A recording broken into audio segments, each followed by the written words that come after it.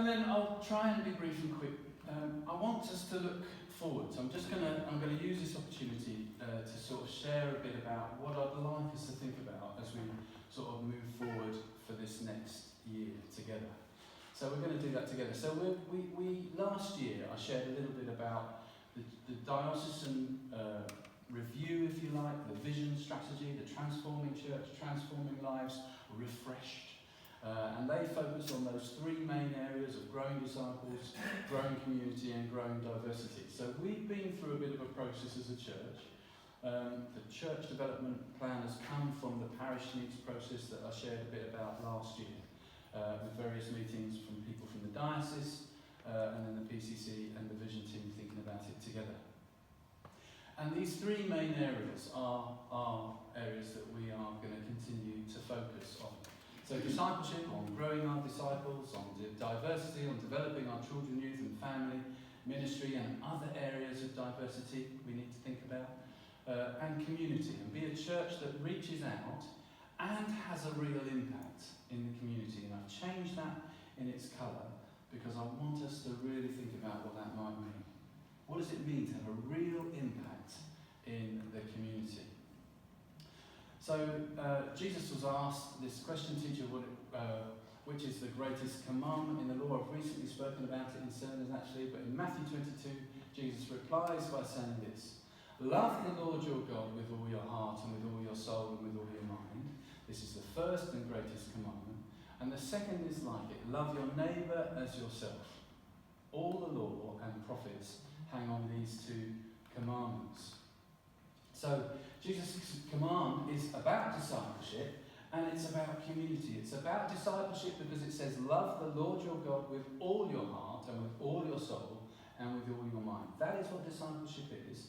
It's about us giving our attention and love to the God who created us so that we might grow in his likeness and then serve him here on earth. So that's what we've got to focus on more and more. It's going to be our main priority. It will always be our main priority as a church, and it should be for every church. And then community, to love your neighbour as yourself. And then the diversity, I think, comes from those first two. I think the more attention we give to discipleship and the more we think about what it means to be a church that loves people well in the community, we will then become the other.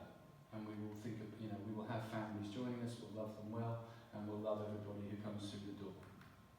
So let's think quickly about discipleship. I've said this already before in the service, but growing disciples is the key that unlocks healthy churches or ministries. It's that important, it's the key that unlocks a church which will just grow because because you've given your attention to God, and God will then bless you because of that. And he will bless this place because of that. So we need to make sure that we make it a priority to give our time in growing and being more like him. It's the importance of making disciples and not just church attenders. We can't just be church attenders. All right? We must never be just church attenders. We must be people who come here for fellowship, yes, but so that we can grow in our love for Jesus and then leave here ready to serve him. And I've mentioned this book before, Practicing the Way, in John Mark Comer, and he says this: for those of us who desire to follow Jesus, here is the reality we must turn and face. If we're not being intentionally formed by Jesus himself, then it's highly likely we are being unintentionally formed by someone or something. Just have a look at that. This is the importance of discipleship. This is why Jesus said, love the Lord your God with all your heart, because if you don't love the Lord your God with all your heart, you will be being formed by something that's not God. That's how the world works. So what might be unintentionally forming us? What's the danger we might fall into? Well, culture around us could be that. Society is constantly changing. It's bound to be a pull and a drag on our relationships, on our work, on our money, on everything, on the world we live in. The world itself is constantly changing around us, isn't it? And I think it's easy for these other things to, without us realising it, unintentionally form us. unintentional fondness. So it's a choice we have to make. We have to choose, personally and individually, to say, yes, God, I'm in. I want to be formed by you. I want to be formed and shaped and changed and moulded and like that bit of clay by you. By you, God. Change me. Make me who you want me to be for your service, for the mission of the church. Otherwise, we'll get unintentionally formed and we'll do things that aren't of God and we'll go in the wrong direction. It's easy for us all to do that. Because Jesus' command is to love the Lord your God with all your heart. Not just 30%, not just, this bit of my life or this part of my life. It's okay, I'll give God that. He's saying love the Lord your God with all your heart. Because it's about growing more like Jesus. That's why discipleship is so important. He wants to shape us and form us and make us more like him. But it's also his command to love your neighbour as yourself. And one of the main areas for the diocese is community. One of our main areas that we want to focus on is very much community. And that's one of the things that we do, isn't it? Community. So let's think about that together, very briefly. And these are the specific action points from our church development plan. This is what we wrote down in our church development plan with the help of the diocese and as a PCC and the vision team. We said we want to continue with Honeycomb Cafe, Games Evening, Cake and Company, Toddler Time. We want to hold, so we're doing that, that's good. We want to hold 2 community events per year, e.g. morning worship on the meadow, barbecues, fun days, RDA carols. Yeah, we're doing that. That continues. Actually, we're doing loads more than 2, but we're definitely doing 2, so that's good. We continue with Easter and Christmas workshops. They've been really popular. Again, the Easter one was really full of children and parents, and it's a great opportunity. But be proactive in the invitation to what's next, so they have a stepping stone to the next event. We need to continue to be better at that. Sometimes life is busy, so we're not so good at that, but we need to be better at that and make sure that that is something that we're intentional about. And then D, proactively look for the needy in our parish and provide the necessary support.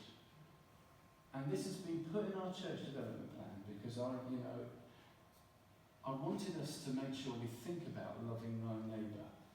And I put it in as a programme. There are churches that do it as a programme. But I want us to think about what does that mean for us? That's something we haven't really started. I mean, yes, we are loving thy neighbour, some of us in between, but I want us to think about this as a church as part of our vision. What does it mean to love thy neighbour? And remember, the main priority was to be a church that reaches out and has a real impact in the community. So what does it mean to have a real impact in the community as we reach out and love thy neighbour? Let's think about that together. So I asked the 8:45 crowd, big crowd, 8:45. I asked this question, what reputation does All Saints have in Westfield? So I'm going to ask it again tonight. What reputation do you think out in the community we have as a church? What reputation do you think we're known for? What reputation do you think All Saints has in this parish? Are we having that real impact that we should have?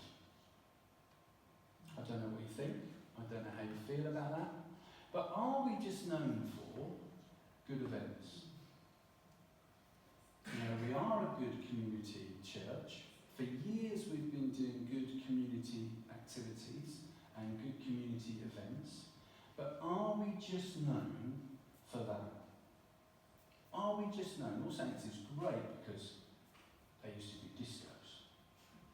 Or All Saints is great because they do the good workshops. Or All Saints is great because they do the good fun days. Or All Saints, do you know what I mean? Are we known? We are warm and welcoming when people come in. But out in the community, if they don't come in, do they know we're warm and welcoming? No, because they don't come in. They're out there. So we are warm and welcoming when people come, and that's fantastic. We need to continue to do that. Or are we even just perhaps known as a bunch of holy Joes? Oh, and we might be. we might be. So the question is, what is the reputation that we hold as a church? Epsom and your council do good events. They do good events. We could just carry on doing good events, but we need to consider the word love in all that we do. We need to consider that all of the things that we do because we need to get to know and love our neighbour better. Everything that we do, all aspects or ministries, everything that we are, needs to be loving and part of our love for the community. Not just because we want to be good at doing fun days or whatever. And in John 13 it says this, "A new command I give you, love one another as I have loved you. So you must love one another. By this, everyone will know that you are my disciples." It's quite clear Jesus is saying here, if you love people well and love thy neighbour well, the natural response is that people will then come to know Jesus. Because he says there, by this everyone will know that you love him and that he loves you. Alright, so it's so important. This Loving Thy Neighbour program is something that I want us to consider as we move forward. I want us to think about what it means to love well, because Jesus says it's a command he's given to love one another. So love each other, learn how to do it with each other is a good way to start. And I think we do, but I think we can still do that better. Actually, I'd love to see a program maybe in the autumn when it's not so sunny and warm, of us just being together in homes.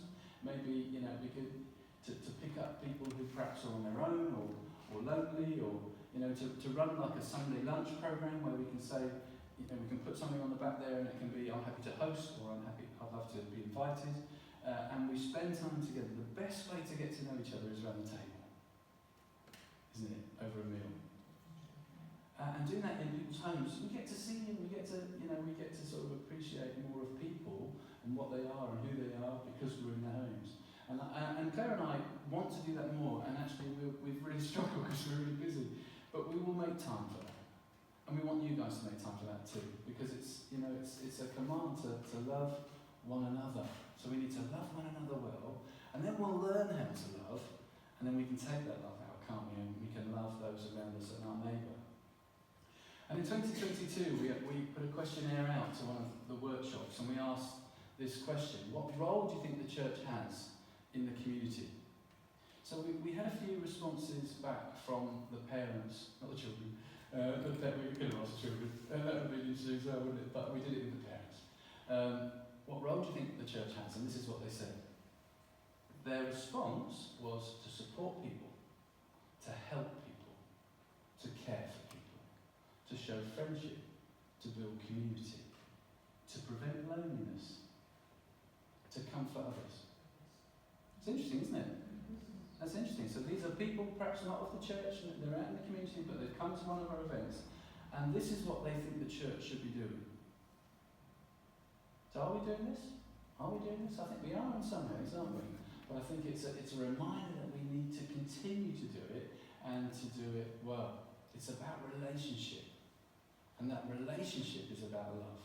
It's about loving people well. It's about getting to know them and giving them the time and just loving people and supporting people who are our neighbours. So relationships are the key in mission. Relationships of loving people well is one of the keys to mission. And my prayer is that as a church we will be known not for our events, not because we do a good fun day or a good workshop or we're good with cafes. I want us to be known because we love people. I want that actually a change. I want that to be a change in the community. I want that to be a change in people's mind. Actually, people know us because we've cared for people, because we've loved our neighbour well. And we know what love is because of Jesus. 1 John 3:16 and 18. This is how we know what love is. Jesus Christ laid down his life for us, and we ought to lay down our lives for our brothers and sisters. If anyone has material possessions and sees a brother or sister in need but has no pity on them, how can the love of God be in that person? Dear children, let us not love with words or speech, with actions and in truth. We know what love is because of Jesus, but he's saying to us, you know what love is now? Go out there and show that love to other people. Act on it. Act in the love that you know. So we know that love is the perfect love, isn't he? He is the perfect love. The love he offers is a sacrificial, putting other people before ourselves type of love. That's Jesus' love. And that's the kind of love that we need to show too. So very quickly, some examples. Some ideas, maybe. Occasional small gifts. Claire's brilliant with her brownies. She's brilliant. They're lovely brownies. If you haven't had a pot of brownies, we hand up and she can... No. I'm joking, don't do that. But it is a lovely gift, isn't it? You can bake, maybe. And then just take to your neighbour a cake or some biscuits or something you've made and say, I've made these, I've got a few extra, would you like them? It's just really simple, but it's a lovely way of getting to know your neighbour and saying, here you go, my name's whatever. And trout, I hate trout, I can't stand it, but I love catching it. So I love giving trout away, and I got to know my neighbours here because I only gave them trout, as soon as I arrived. And it's just a brilliant way of getting to know your neighbour. So it's just simple things, isn't it? Of giving people these small gifts that can have a real impact.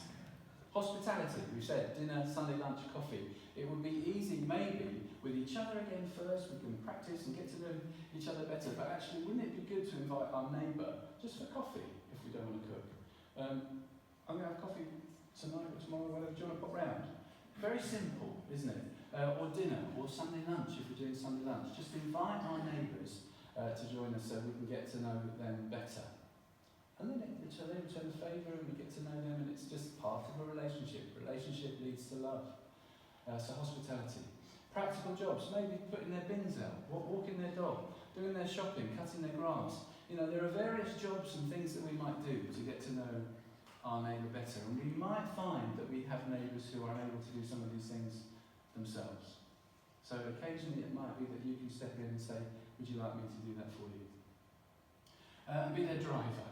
No, everyone drives, but you know, my dad's brilliant at this on the Isle of Wight. He's got this little community around him and he's the driver. He drives people, he can't see past his nose, but that's not that's not the thing. That's what I pray about, is that he gets there wherever he's going. But he drives his community to the doctors, or he takes them to Sainsbury's. Maybe we can do that too. Maybe we can offer to our neighbours to be the driver, to go and pick up some prescriptions or whatever it might be. There are lots of ideas, aren't there, that we might be able to do. And then what about our work that we're doing already? How can we extend the love that we're already showing in what we're doing, in the different activities that we're doing? How can we extend that love further?